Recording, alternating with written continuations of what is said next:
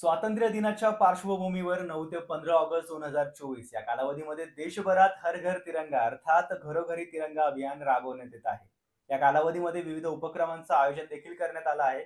यामध्ये तिरंगा यात्रा, तिरंगा रॅली, तिरंगा रन, मानवंदना सोहळा, तिरंगा संगीत कार्यक्रम, तिरंगा मेळा, तिरंगा सेल्फी, तिरंगा कॅनव्हास अशा उपक्रमांचा यामध्ये समावेश आहे. खरं तर भारतीय राष्ट्रीय ध्वजाच्या प्रवासामध्ये अनेक बदल झाले आहेत आणि आजचा ध्वज उदयास आला. एका अर्थाने हा प्रवास देशातील राजकीय घडामोडींचं प्रतिबिंब आहे. हर घर तिरंगाच्या निमित्ताने हाच भारताचा राष्ट्रीय ध्वज म्हणजे तिरंगा जो आता आहे तो अंतिम करण्याआधीही काही ध्वज तयार करण्यात आले होते. नेमकी कोणते होते ते ध्वज जाणून घेऊयात आजच्या व्हिडिओमधून. नमस्कार, मी शुभम धांडे आणि आपण पाहत आहात विषय का मराठी. तर पहिला राष्ट्रीय ध्वज 1904 साली सिस्टर निवेदिता यांनी डिझाईन केला होता. त्यांनी ध्वज पिवळा आणि लाल अशा दोन रंगांमध्ये डिझाईन केला होता. ध्वजावर इंद्रदेवाच्या अस्त्र वज्राचं चिन्ह होतं. या ध्वजातील लाल आणि पिवळे रंग स्वातंत्र्य आणि विजयाचं प्रतीक होतं, तर वज्र हे सामर्थ्याचं प्रतीक होतं. यानंतर भारताचा पहिला राष्ट्रीय ध्वज म्हणून ओळखला जाणारा ध्वज 7 ऑगस्ट 1906 रोजी कोलकाता येथील पारसी बागान चौक अर्थात ग्रीन पार्क येथे फडकवण्यात आला होता, असं म्हटलं जातं. या ध्वजामध्ये लाल, पिवळा आणि हिरवा अशा 3 आडव्या पट्ट्यांचा समावेश होता आणि यामध्ये मध्यभागी वंदे मातरम लिहिलेलं होतं. भारताचे राष्ट्रीय फूल समजल्या जाणाऱ्या कमळाचे 8 चित्र हिरव्या पट्ट्यात, वंदे मातरम ही अक्षरं पिवळ्या पट्ट्यात आणि हिंदू मुस्लिमांची प्रतीके म्हणून अनुक्रमे सूर्य व चंद्र यांची चित्र लाल पट्ट्यात असा या ध्वजाचा एकंदरीत साज होता.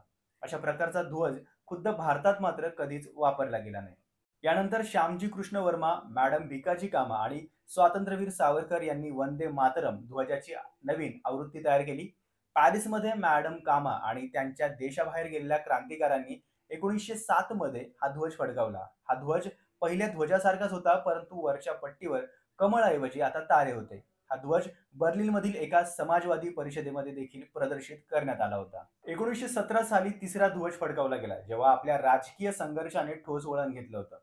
होम रूल आंदोलनादरम्यान डॉक्टर ॲनी बेझंट आणि लोकमान्य टिळकांनी हा ध्वज फडकवला. या ध्वजावर 5 लाल आणि 4 हिरव्या आडव्या पट्ट्या आळीपाळीने मांडल्या होत्या, ज्यावर सप्तर्षीचे 7 तारे अधोरेखित केले होते. डाव्या कोपऱ्यात म्हणजेच ध्वजाच्या दंडाच्या टोकाला युनियन जॅक होता. एका कोपऱ्यात पांढरा चंद्रकोर आणि तारा देखील होता.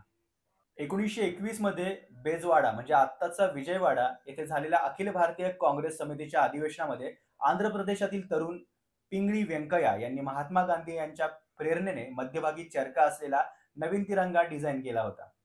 त्या ध्वजामध्ये 2 रंग होते, लाल आणि हिरवा, जे भारतातील 2 प्रमुख समुदाय म्हणजेच हिंदू आणि मुस्लिमांचे प्रतिनिधित्व करत होते. यानंतर 10 वर्षांनी म्हणजेच 1931 मध्ये पिंगळी व्यंकय्या यांनी डिझाईन केलेल्या ध्वजाची सुधारित आवृत्ती राष्ट्रीय ध्वज म्हणून स्वीकारण्यात आली. यानंतर 22 जुलै 1947 ला संविधान सभेने स्वतंत्र भारताचा अधिकृत राष्ट्रीय ध्वज म्हणून अशोक चक्र असलेला तिरंगा स्वीकारला, जो आपल्या स्वतंत्र भारताचा अधिकृत असा राष्ट्रीय ध्वज आहे. तर मंडळी, तुम्हाला आजचा हा व्हिडिओ कसा वाटला कमेंट्स करून नक्की कळवा. व्हिडिओला लाईक करा, शेअर करा आणि अशाच माहितीपूर्ण व्हिडिओसाठी विषय का मराठीला सबस्क्राईब करा.